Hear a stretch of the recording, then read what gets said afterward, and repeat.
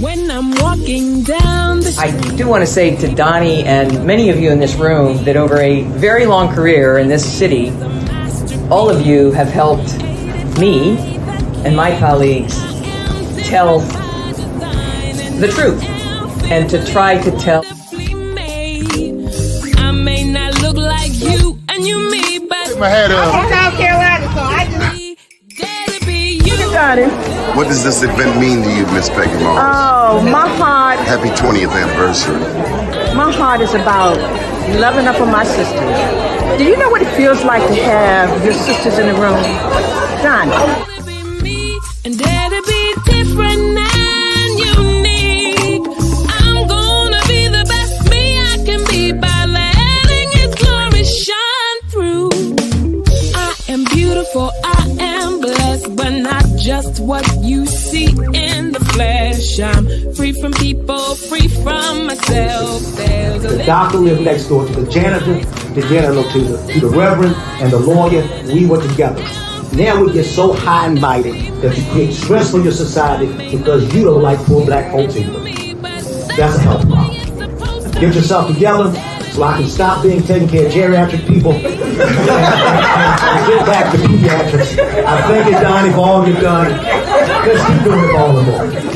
letting His glory shine through. Dare to be you, dare to be me, dare to be different and unique. I'm gonna be the best me I can be by letting His glory shine through. And I dare you, I dare you, I dare you to be you. First name's Doni, last name's Glover. Entered to win it for the long haul, baby. All right, so tonight down at the Reginald F. Lewis Museum, Dr. Tyrone Taborn and company will be presenting the Bayer Welcome Back to Baltimore reception. Make sure you're there from 6 to 9 p.m. I will be there, in case you are wondering. Be sure to check out bmorenews.com. We have some headlines, including Coppin State University announces $25 million Be More capital campaign. This is the largest capital campaign effort ever. This Friday down at Next Phase Cafe, they'll be having Soulful Fridays. They'll have some live artists there. Also, Mr. Richard Deshay Elliott sent us a couple of articles. One on 2 businesses closing at the Bowie Town Center, including Party HQ and TGI Fridays. And he also sent an article about an ice cream shop in Laurel. Today's guest is an icon, to say the least. If you know anything about civil rights and civil rights activism here in the state of Maryland, particularly in Annapolis, then you will know that Mr. Carl Snowden is an icon. Born on the 17th of June, 1953 to Ora and William Snowden in Baltimore. He was raised in Naptown, where he attended Annapolis Elementary School as a student. Snowden was greatly influenced by the autobiography of Malcolm X. I can still recall a quote in that book. I read it when I was 15. He said, "I'd rather be what I am, a black man, than to claim membership with the most favored of any race. I've been made sad when members of this or that particular race start claiming rights and privileges, certain badges of distinction on the grounds that they belong to this or that particular race, regardless of their own individual worth or attainment." Malcolm wrote that merit is in the long run recognized and rewarded. I say that here not to call attention to myself as an individual, but to the race to which I am proud to belong. In 1970, Carl Snowden, along with 14 other students, were expelled from Annapolis High School. Did I tell you that he was a radical? After they boycotted classes to protest the school's lack of African-American teachers and African-American studies courses. Local benefactors raised funds for him to attend the private Key School. While still a young adult, Snowden organized an African-American group called VOTE. 1976, bicentennial year, Snowden successfully sued the Federal Bureau of Investigation. Why? For illegally spying on him through the COINTELPRO, that's the counterintelligence program, which was established by the FBI to keep activists like Carl Snowden under surveillance. Snowden was kept under surveillance by the FBI from the age of 16 until 24. How traumatic. Snowden was awarded $10,000 and the FBI was required to expunge his files. Snowden received his MA degree in Human Services from Lincoln University in 1985. One last fact. In 1982, Snowden founded Carl Snowden and Associates, a private civil rights firm that specialized in civil rights issues. Without further ado, and I hope that introduction does him some justice, the Honorable Carl Snowden. Ashe. Doni, let me thank you. Let me thank you for your years of service. When you were doing the introduction, I was watching these persons on that you've interviewed over the years. The one thing that really became super clear is you someone who believed that the narrative must be controlled by the people who experience things. And just as a quick example of that, I had the great fortune, and I consider very fortunate, to have met Rosa Parks when she was 82 years old. She came to Annapolis for a Black History program. And Doni, she's told me something I've never, ever forgotten.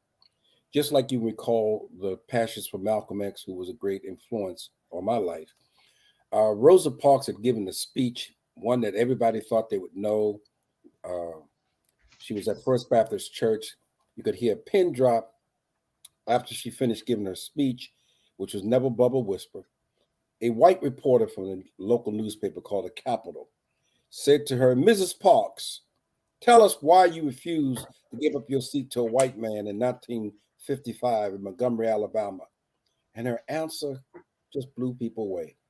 In that quiet voice that only she could possess, she said, "Sir, you're wrong. I did not refuse to give up my seat to a white man. I refused to give up my dignity." Wow. That statement underscored why it's important that people who live experiences tell their own story. For years, people have been told that she refused to give up her seat to a white man, but it was bigger than that. She said she refused to give up her dignity. And that's what I've been discovering as I do my own journey, that it's important that you tell your own story. Even contemporary history, just as an example, if you ask people today, 2024, when did the Supreme Court decide to not allow women reproductive rights? They'll tell you that took place in June of last year when the Supreme Court issued its decision. It's just not true. But if you don't know your history, you will accept it. The first time the Supreme Court of this country took away the rights of women to control their bodies was the Dred Scott decision. When that Dred Scott decision was rendered, it said Black people had no rights that white people were bound to respect. And what that meant was, and it occurred, Black women were raped. Black women were forced to bring their babies to term. Their babies were sold. That's when women of color, Black women, lost the right to control their bodies. And yet people believe that women lost that right just a few years ago when the Supreme Court handed down a decision. That decision was the first time white women were included in a decision that the Supreme Court had handed down toward Black women almost a century earlier. Again, it's so important that we understand our history. And there's so many other examples that if you know your history, which is what Malcolm X tried to get us to understand, once you know who you are, you have nothing to fear. You know the outcome of everything because it's been written before. And one other example of this, the current Vice President of the United States is a woman named Harris. One of the things Vice President Harris is given credit for is bringing the first blended family into the vice presidency. The first blended family means that her husband is white, her stepchildren are white. And so she's given credit as the first to do that. And again, it's not true. The first one to do that was a man named Richard Mentor Johnson, who served under one term Van Buren, who ran for president of the United States. He was the 9th vice president of the United States. And believe it or not, he married a Black woman at a time when Black women, it was against the law to do it. He did it anyway. He was from Kentucky, and they lost the election. The president he served under was a one-term president. So again, the more we know our history, the better off we are. Wow. What were you doing at the age of 16 that the FBI, COINTELPRO, felt it necessary to surveil you? Well, Donnie, for those who are old enough to remember, and the late 60s and 70s was what was called Black consciousness, Black power. There was something happening in Black America. It was so incredible. We not only had a raging war going on in Vietnam, but believe it or not, when I was growing up as a teenager, people like Stokely Carmichael, then called Kwame Ture, was having what they called African Liberation Day that would take place every May. And so I learned through Stokely Carmichael and others, places called Mozambique, places called Zimbabwe. There was suddenly this connection between what was happening in the world and what's happening here in America. And so at the tender age of 16, I credit Malcolm X with literally saving my life. Had it not been for Malcolm X, I probably would have been one of the same, would have been a victim of the streets of Baltimore and Annapolis growing up. Had the same propensity as anyone else during that time.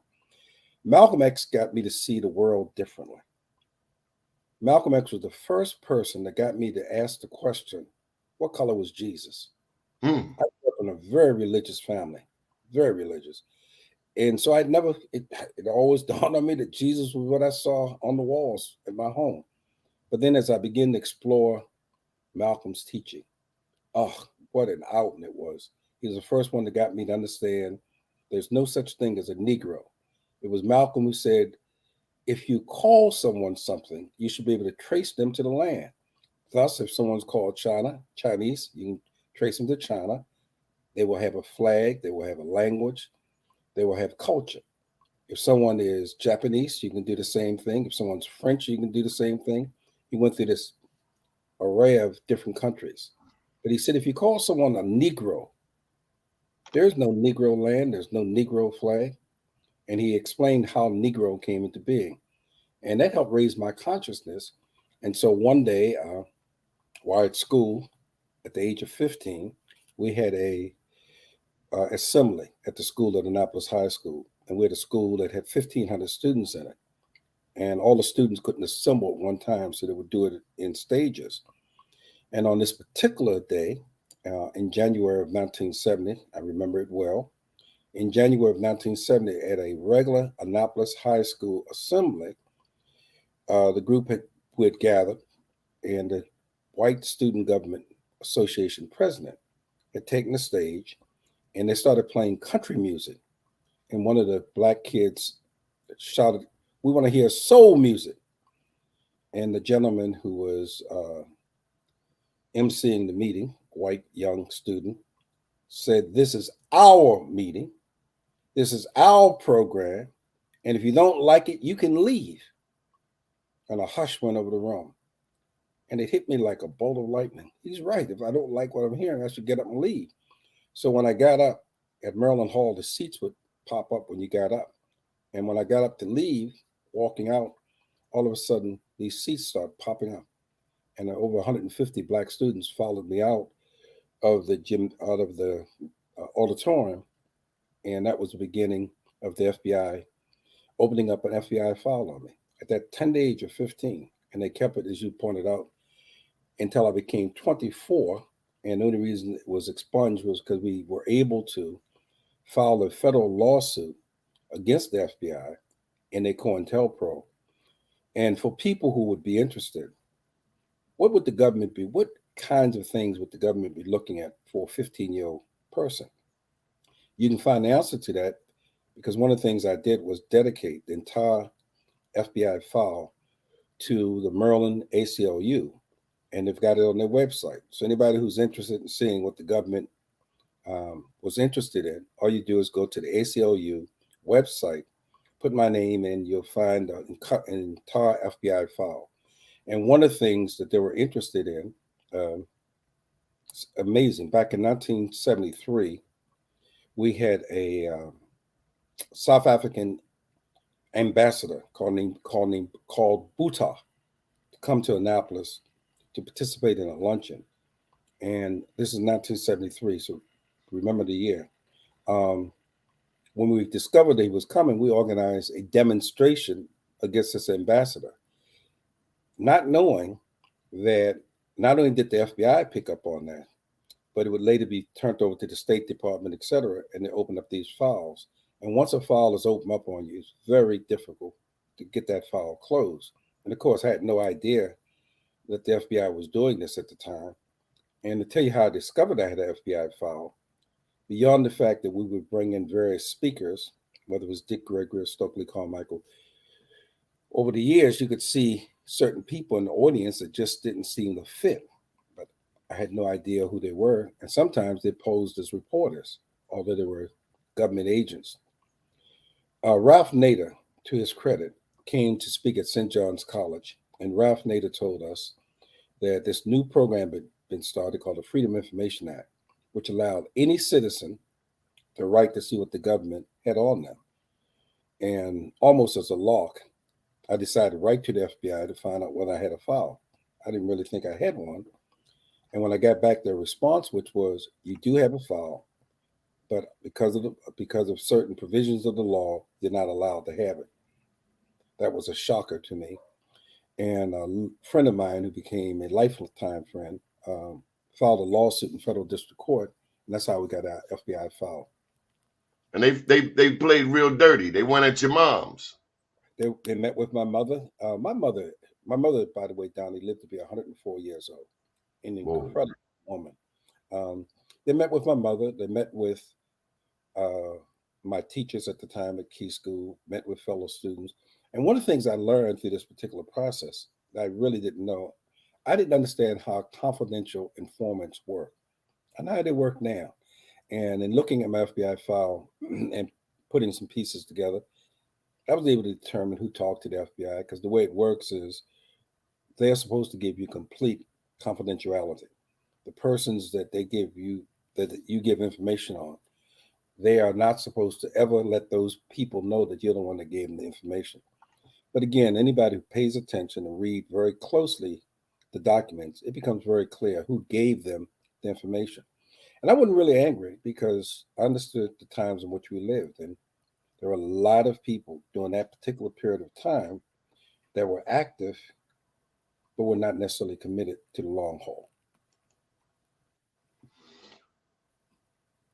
The legendary Last Porch. Does that ring a bell? Yes, indeed. Yeah. My gracious, we grew up on the Last Porch. In fact, what people don't realize is if you really want to know the origin of hip hop, you got to know the Last Porch. There's so many people don't understand how incredible entertainment was. In fact, one of the things I argue strongly today, one of our biggest problems, and particularly as it relates to elections and politics, we have so many people who no longer want to be public servants, but they want to be mini celebrities. When you look at what's going on with our Black elected officials, and you look at public service versus this mini celebrities, you will see far too many want to be in the latter category. They got their own entourage. I mean, it's incredible. I grew up during an era when Perry Mitchell, for example, was the only Black congressman in the state of Maryland. We call him PJ. And one of the things PJ did all over the state of Maryland, I love this man for this. He said, I'm a Black elected official. He said, I represent everybody, but my priorities are Black people. And why, he said, came out of Baltimore City, of course. And I loved Perry Mitchell because he just didn't cut any corners. He was very direct. He said, if you don't believe racism exists in America, you either dumbfounded or found it dumb, but something's wrong with you. And he would go through this. Today, there are very few Black elected officials who are willing to stand up and make it very crystal clear that their agenda includes lifting Black people up. Perry Mitchell was one of those. I wrote 2 books, Mr. Snowden. The first one, and I don't plug these enough, so I'm just practicing, is Unapologetically Black, where I look at the interrelationship of politics and economics. We want to be in office. We as Black people, we want to be in office, but we don't understand a Marion Barry. That's right. That's right. He understood the money. Chemistry professor. He understood that you can have all of the Black elected officials in the world, But if it doesn't translate into economic development for your community, then you just have these many celebrities. And then the second book, this is 2021, I Am Black Wall Street. I look at how them black people got to Oklahoma. Where did they come from? They came from Florida. And it goes into the Black Seminoles. But in terms of history there in Annapolis, one story that's often overlooked is the story of blacks in Annapolis. Can you share some of that history with us? I can, and if you don't mind, I'll plug a book myself. I happen to have written a book 2 years ago called Some People Watch Clocks, I Watch People. And my mother used to say, just pay attention to what people do, not what they say. So I wrote this book, and it's a collection of essays that I've written over the years. It's focused around Annapolis and national politics. As some of your viewers and listeners know, Annapolis once was the capital of the United States. Kunta Kinte arrived in Annapolis in 1767. He walked the same streets that a man named George Washington walked. When George Washington walked up the Main Street to the State House to resign from the Continental Congress, he did that 20 years after Kunta Kinte walked up those same streets in chains. One was in a uniform, the other was in chains. And that speaks, I think, graphically to the history of Annapolis. It's always been, it's two cities. And the people, black people who've lived in this city have had an interesting history. Here's a little unknown fact. The first black elected official in the state of Maryland came from Annapolis. That black elected official was an alderman by the name of Butler. And Alderman Butler, William Butler, got elected in 1873. Please understand that's 8 years after the Civil War, 1873. And from 1873 to the present, there's always been a black person on the Annapolis City Council with one exception. And I hope people understand what this exception is. In 1909, the Maryland General Assembly passed what was called the Grandfather Clause. And the Grandfather Clause simply said that if your grandfather couldn't vote, you lost the right to vote. And so thousands of black people across the state of Maryland were disenfranchised by that particular law that was passed, by the way, by a majority Democratic Maryland General Assembly. It was Republicans, not the ones we know today, but Republicans of that era, that filed a lawsuit against the state of Maryland and won. It went all the way to the United States Supreme Court, where black people's right to vote was returned to them.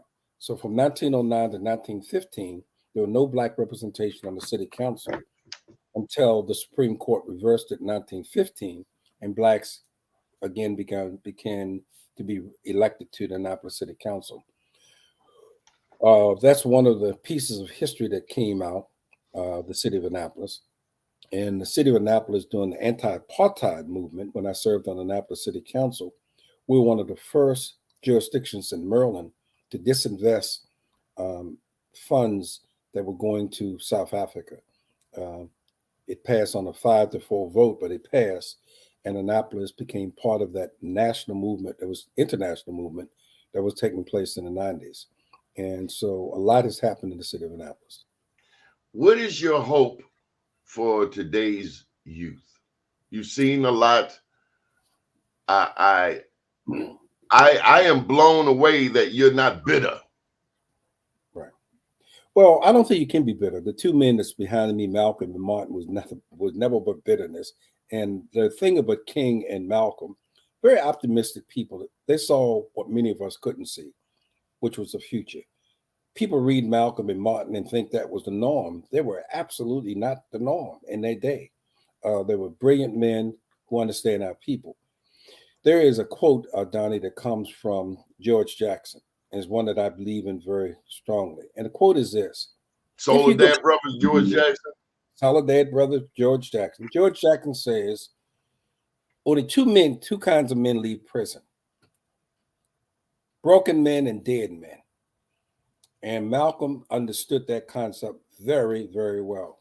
for people who go to prison, and in the state of Maryland, we have the highest incarceration of Black men than any place in the nation. Mississippi is second to Maryland in terms of the incarceration of Black men. Now, here's what Malcolm understood so very well.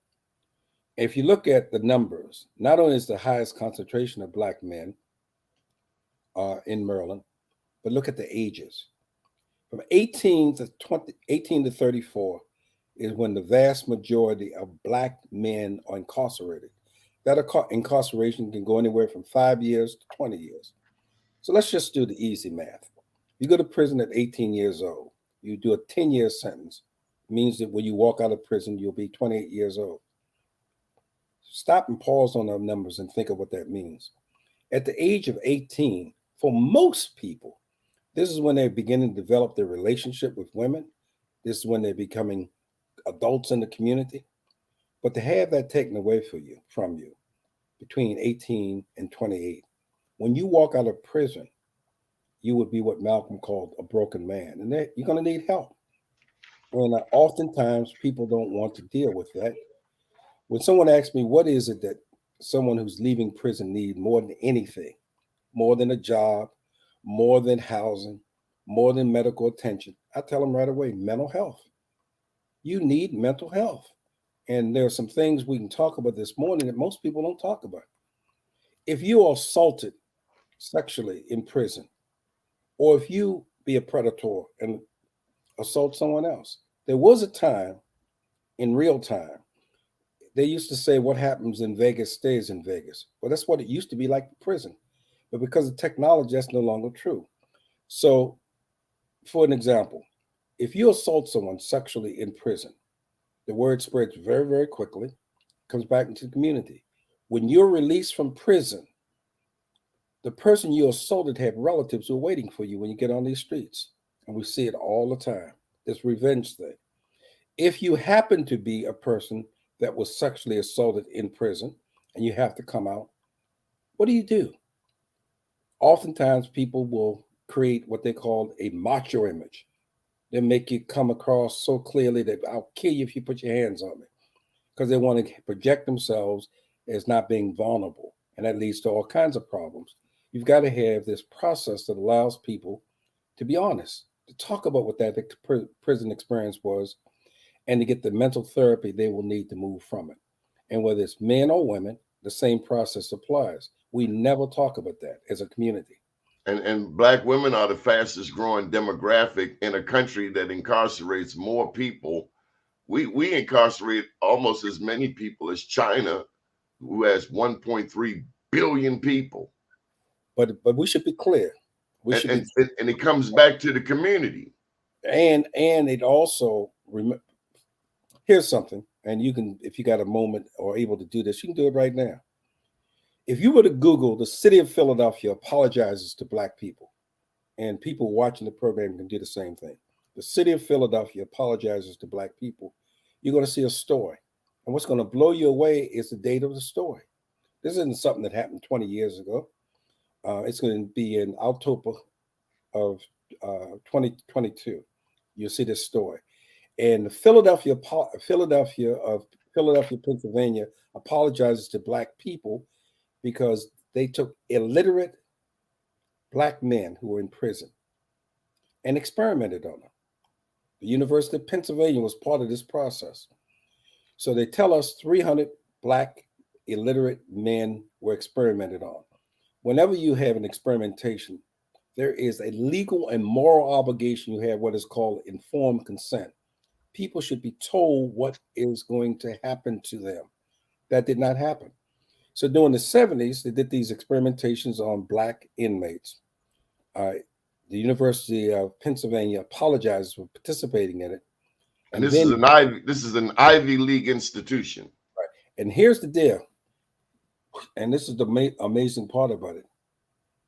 They admitted that what they did were wrong. But the bottom line is, they said the time of statute of limitation had passed. And so none of the people who were brutalized and injured, and in some cases killed, was ever compensated.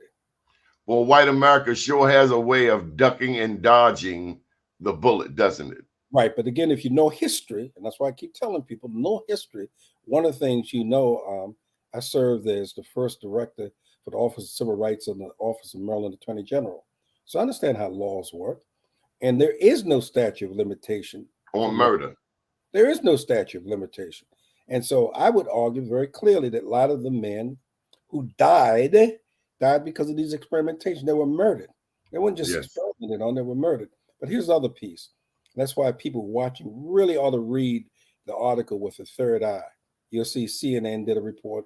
It's not something that was hidden.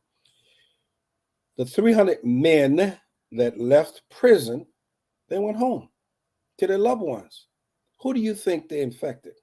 Yeah. Who do you think they did additional damage to? And these are people who didn't even know they'd been experimented on or what types of experiment was. And so they come home to their loved ones who too are not aware of what has happened to them. And they're subject to this kind of behavior. And the 2 points I want to make on that point, Doni, again, if people just read the article, they're not hiding it. It's very much public information. But I dare say to you, without fear of being contradicted by anybody, for many people who are watching this, first time they even heard of this. First time they're reading about these experimentations that took place in Pennsylvania. And so the question becomes, why hasn't Black leadership raised hell? Where is the outrage? Can you imagine another ethnic group in America having experimentations done on them and what the outrage would be? But we're so busy, we as a people, we're so busy embracing everybody else's cause. On Facebook, you can change your profile picture, say, I stand with Belgium, I stand with France, I stand with Italy. But it's never, they never give you the option. What's his name? Zuckerberg. I stand with Africa. I stand with Zimbabwe. I stand with Namibia. I stand with Botswana. I stand with Nigeria. It's always us standing with somebody that don't look like us. And when you pull back the covers, you find out that they have been either raping Black people in America or raping Africa and Africans and the natural resources all across the continent. But we are we're always pulled away from our, as my daddy would say, our roots. Well, Doni, let me, you remember a movie, and I'm sure people watching this will remember this movie very well. I grew up on that sort of number of times. It was called The Wizard of Oz. And for those who remember The Wizard of Oz, at the very end, the wizard turns out to be a man behind the curtain.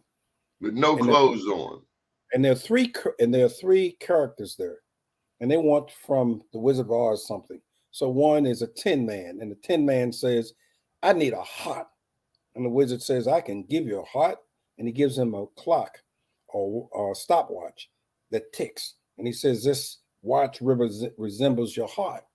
There's a straw man. The straw man says, I want a brain. He says, that's no problem. We can give you a brain. He gives him a diploma to represent, a book to represent his ability to read. But the third one is the Cowardly Lion. And the Cowardly Lion says, I want courage. And the Wizard of Oz said, that's the one thing nobody can give to you. You're either born with it or you don't have it. And so courage is this incredible power that our greatest leaders have had. When you think of people we lived, I lived in a generation of giants. Muhammad Ali said, if you dream that you beat me, you better wake up and apologize. Malcolm X said, the price of freedom is death. Dr. King made it absolutely clear. If you can't run, fly. If you can't fly, crawl. Keep the movement. These were men and women who were just courageous. And so what happened to us? What happened to our testicular fortitude? And it's as if the women have more heart and courage than the men. Have we seen too many lynchings? No, Doni. I want to be crystal clear.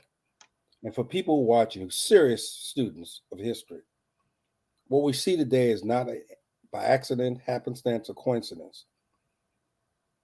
in our lifetime, here's what I saw in my lifetime and people who are watching. You think the Black Panther Party just went away? No. Black Panther Party was systematically destroyed by the FBI. When the right-wing people today talk about the weaponizing of the Justice Department, are you kidding? The Justice Department has always been weaponized, but it was against Black people. There is a reason there is no FBI anymore. There's a reason there's no movement of the type that we saw in the late 70s and late 60s and early 70s. There was a systematic attempt. You mentioned earlier in this program, COINTELPRO, which stands for Counterintelligence Program. People ought to take the time, particularly young people, and learn from our history. If you don't know your history, you're bound to repeat it. You think Malcolm X and Martin Luther King Jr. just was accidentally assassinated? When you know what I know, and I just ask people to do this, in 1964, just to be crystal clear, in 1964, in America, we have something called the National Security Agency that exists in the county I live. It's one of the most secret agencies in the world. When the National Security Agency was started, in their charter, they were prohibited from being able to spy on Americans. That changed in 1964. J. Edgar Hoover asked that the NSA do psychological profiles on both Malcolm X and Martin Luther King. And because people don't know what that means, the National Security Agency does profiles on leaders around the world, trying to project what you might do under certain circumstances. And they do it to friend and foe alike. They've got these profiles on everyone. Well, illegally, the government did it to Malcolm X and Martin Luther King Jr. And here's what they concluded. They concluded if you put enough pressure on Martin Luther King Jr. and Malcolm X, they will commit suicide. And for people who want to be very serious about this, you got to understand what was going on. This government, the American government, had the unique ability to be able to do profiles on people that most people don't understand. For example, with Malcolm X, they knew that mental illness ran through Malcolm X's family. He readily admits this in his book, the autobiography. He talks about the problems he was having. And so the government said with Malcolm X, if you put the right pressure on Malcolm, he'll commit suicide. And for those who want to be serious scholars of that era, you got to understand there's a reason why Malcolm X told his security, do not do what you normally do, which is pat people down. Malcolm X walked into the Audubon ballroom, knowing full well that his enemies extended beyond the Nation of Islam, knew that the government wanted to kill him. And yet Malcolm did not take the precaution he should have done. Martin Luther King Jr. Most people don't know this, but when Dr. King was 8 years old, his maternal grandmother died. And he jumped out a 2-story window. He was so distraught. The government knew this. And the government said, if you put the kind of pressure on Dr. King, he'll do the same thing. And for those who don't know it, there's an infamous letter that the FBI developed. It was a letter that went to Martin Luther King Jr. in 1964 when he was to get the Nobel Peace Prize. And in this letter, they had a recording, a cassette recording. And the cassette recording showed Martin Luther King Jr. having sex with another woman. And so the idea would be that Dr. King would be so embarrassed if this became public information, they would commit suicide. In fact, the letter suggests that Dr. King commit suicide. They gave him 34 days in which to commit suicide. And they put this pressure on Dr. King. What they didn't know about Dr. King and what they didn't know about Malcolm X was that the men that they looked at those phases of their life, were not the same men that existed when they did these efforts to have them commit suicide. Both Dr. King and Martin Luther King Jr., both Malcolm X and Martin Luther King Jr. lost the fear of death. And once you lose the fear of death, it's over with. There's nothing anybody can do to intimidate you. And so Malcolm and Martin lived much longer than the government had anticipated. Their courage is beyond measure. And we've seen nothing like it. So when we talk about today's America, I just want to take a moment, 2024, there's not a single person that's listening to what I'm saying will deny this, not a person. I don't care whether you're a right winger, left winger, extremist, non-extremist, whatever your religion is. If Barack Obama had done 1/10 of what Donald Trump has done, he would never complete his presidency. Nobody denies that, white or black. We today are witnessing white privilege right now for an ex-president that no other president would have been able to acquire. And the election, I argue, that's coming up this year is not an election against Republicans or Democrats. It's a referendum on the direction of this nation, whether or not we make the country better or we make it more bitter. That's what's at stake. So let's get into some politics. Who you like for president? Let me be very frank, because I tell people this all the time. Joe Biden was my first choice. He was my second choice. He was my third choice. He was my fourth choice. But when it came down to him or Donald Trump, he was my only choice. And I think that's where black people are today. If you know the program that Donald Trump and his ilk is planning for America, what they call retribution, it's very dangerous. We've already begun moving in a very fascist state. I have no doubt that if Donald Trump is able to come back to power and put the kinds of people we want into power, we'll be dealing with a fascist state. We're very close to it now. What do we want here in the state of Maryland? Are you pleased with where we are going with our first black governor? Well, it's more than that. I wish it was just the first black governor, but here's what it is. Not only do we have the first black governor, we have the first black attorney general, we have the first black treasurer, the first black speaker of the House, we have the largest black caucus in the nation. And so the question becomes, now that we have this, what are we going to do with it? Now that we've found love, what are we going to do? That's right. We will, 4 years from now, look back at this era and either applaud the great accomplishments we had, or stick our heads in the dirt from shame. We will cry in shame for what we did not do for our children and grandchildren.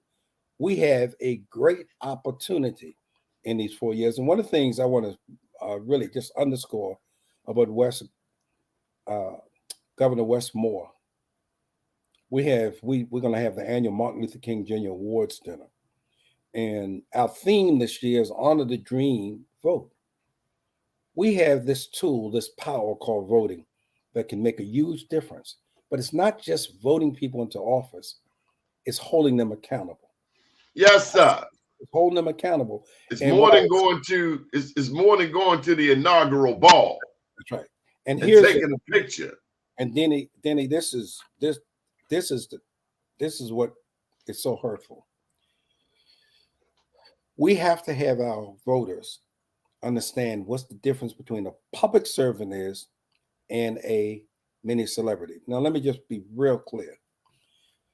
There's some people in your audience, not all, because this dates me and others, but the first acting black mayor was a man named Dew Burns of Baltimore City. Clarence Dew Burns, the towel man at Dunbar. Well, let me tell you what Dew Burns had that others didn't have.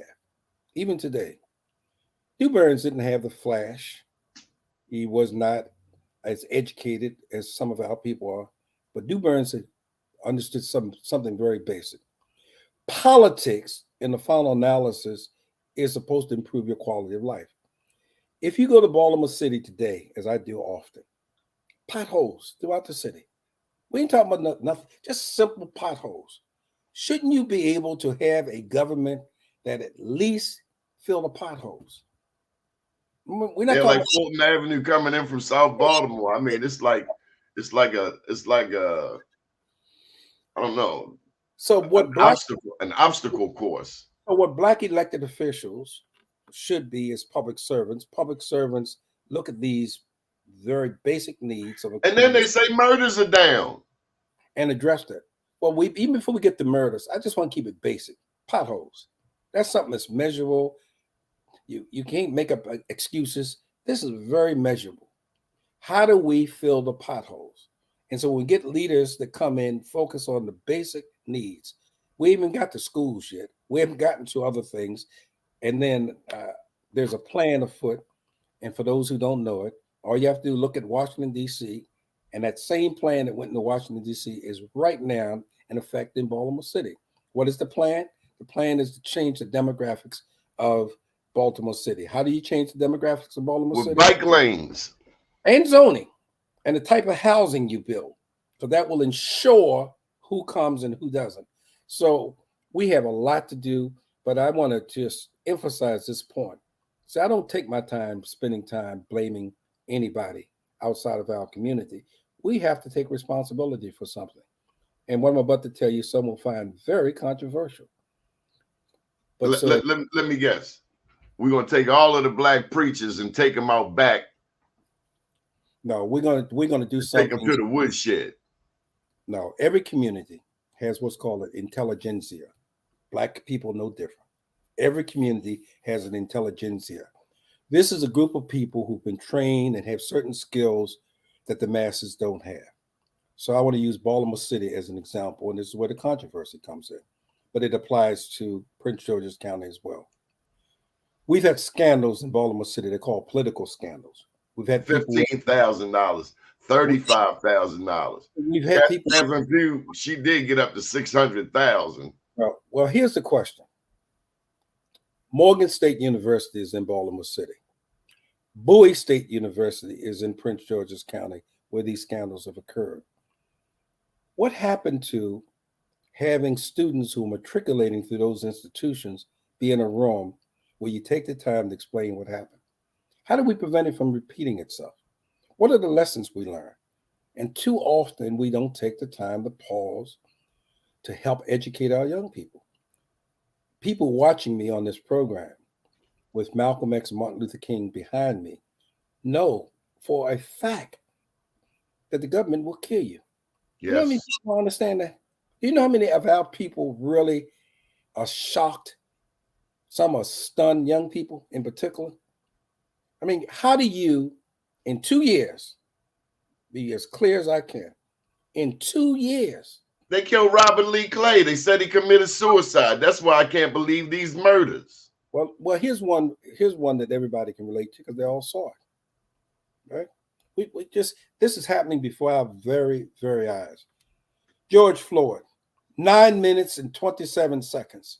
We saw it. Where's the outrage? A police officer murders. But I'm not upset with the police. I wonder where our leadership is.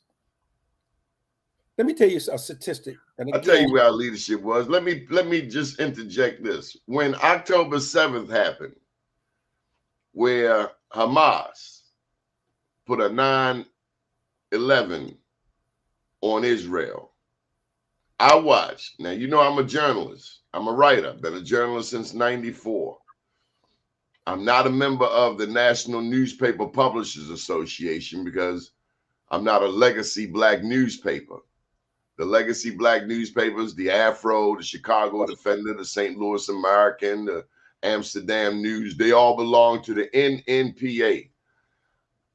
I almost died when I saw Ben Chavis Muhammad read a statement saying that we stand with Israel. Now, this was early on in the conflict. I could not believe. I've been to a Palestinian refugee camp. I've seen and talked to people in the camp, young and old. The elders talked about a time when the Muslims, the Christians, and the Jews all lived in harmony. But then came 1945, 1948, and then the Zionist movement came afoot. I could not believe with my own eyes and my own ears. I watched Ben Chavis Muhammad early on in this whole situation say, I stand with Israel. Now, if you've been paying attention to the news, the political shift is in favor of Palestine because over 21,000 innocent Palestinians, men, women, and children, have been killed. And this has to do with 130 Israelis who have been kidnapped. But I just couldn't believe that you just took this side without even considering the other side. I mean, who does that, journalists? Well, Donnie, let me say this to you. Again, I just wish more people would know our history and take the time to study. The Palestinians are the black people of the Middle East. Well, let me just share this with the two thoughts with you and the audience. One is people really ought to take the time to know who Ralph Bunche was. Ralph Bunche negotiated the peace, a black man. And what role he played. And the second thing I want to share with the viewing audience is about history and understanding how history works. If you ask the average black person, or white person for that matter in this country, when was the first black FBI agent hired in America? Most black people, and overwhelmingly the majority of white people, will tell you it had to be in the late 60s and early 70s when the civil rights movement was going on. And that is absolutely untrue. And when I tell you who's responsible for the first black FBI agent to be hired in America, I don't want you to take my word for it. Just look it up. That credit goes to Marcus Garvey. Why? Because in the 1920s, when Marcus Garvey created the largest organization of card-carrying black people, nobody has created more card-carrying members than Marcus Garvey. The federal government, who I told you this is nothing new. Federal government said we can't have this. They hired a black man. He was the first to be hired in the 20s. His only job was to infiltrate the Universal Negro Improvement Association. Right. And he did. And he got an award for it. But the first black woman didn't get appointed to the FBI until 1976. I wish all we need to do is take the time to understand our history. So you said it earlier in another context, but I just want to be crystal clear so everybody understand. You know, I've held public office. I know what it's like to be in public office. I've been there, done that. He who pays the piper calls the tune. If you ever want independent black elected officials, you got to pay for them. Will Rogers was a satirist who used to say, the politician you get is who you can pay for. And there's some truth to that. The political process in America intertwined with who makes the donation. It is no accident, and I want people to hear this crystal clear. The first black woman at Harvard University had she had the shortest tenure of any president. 6 months. And here's what they told him. You either get rid of her or the $100 million we're going to have coming to your institution, we're going to cut off. And I'm not one of these people. I'm not anti-Semitic. I respect the power. You are Semitic. That's if we know our history, we know that we are the Semites. I said I'm not anti-Semite. What I wanted to be clear. How can you be? No, because there are black people. Please, we don't have enough time to go into it. I know black people who don't understand their history. It's like for me, I'm only speaking for myself personally here. There was a time that if a black person achieved a position that never been achieved before, I was happy. But I got another thing that moves me. You not only have to be the first to achieve the position, but you got to be effective in the position. I'll tell you that if Clarence Thomas was not on the Supreme Court, I wouldn't lose a damn sleep, because somebody being black in positions of power is not the same as change. In fact, if you know history as I do, blacks were often used to implement the agenda of white supremacists. And we can do it over and over again. Listen, I don't want time to get away without me asking you your thoughts about the land of Henry Christophe, about the land of Jean-Jacques Dessalines, about the land of Toussaint Louverture. I watch all of these non-Americans come across the border, but when the people from that island, I think they call it Santo Domingo, when they came across that border, they were met by men on horseback and whips. Tell me about Haiti. Tell me why I need to know about Haiti. Well, can I give you one even bigger than Haiti? Okay. Everybody knows George Washington. Somebody ought to take the time and look up Madison Washington. Just look at who Madison Washington was. You want to see power. You want to see the ability of Black people to use their interest. Madison Washington. Oh, Madison Washington. I know him. He was on the boat and he swam off that boat and escaped slavery. No, he didn't swim. No, he didn't swim off the boat. Here's what Madison Washington. He took over the boat. Took over the boat. But listen to this. I want people to hear this. This is what I mean by our geniuses. And we don't tell our own story.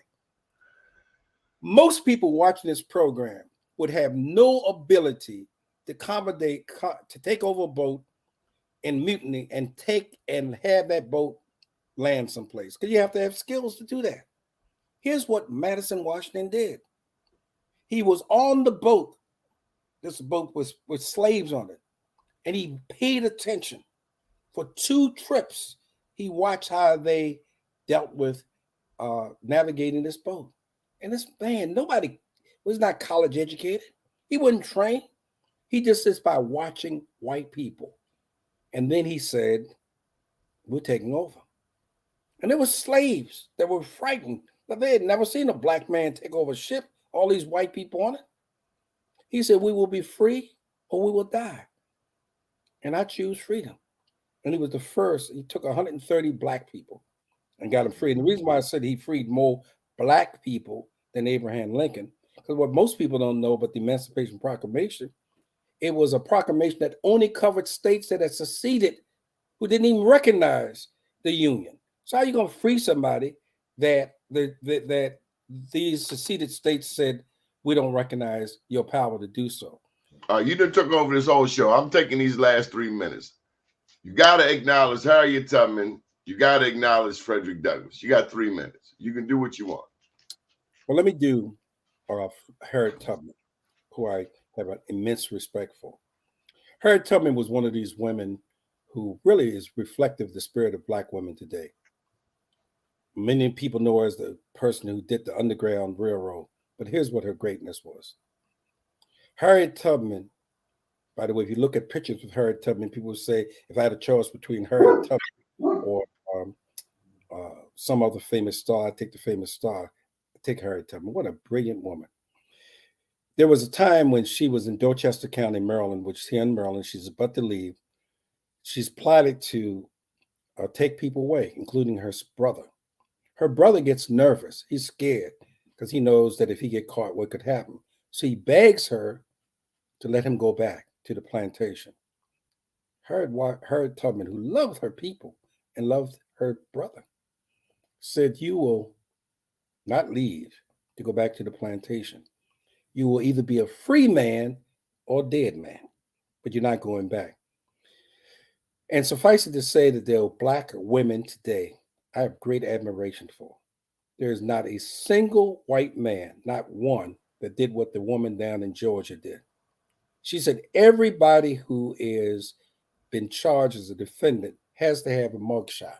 We're not going to make it any different than for Donald Trump. He hates her. She made him get that mugshot. And again, if we tell a story, people will know the power of our people. And Donnie, I just want to thank you, because as someone who's been out there for some time, on a continuous basis, you not only educate, enlighten, but you inspire people. And I have a great admiration for you. Thank you so very much for this opportunity. Thank you, Mr. Snowden. We love and appreciate you. May the good Lord continue to keep his arms around you. Ashe. Thank you, my friend. Good morning, world.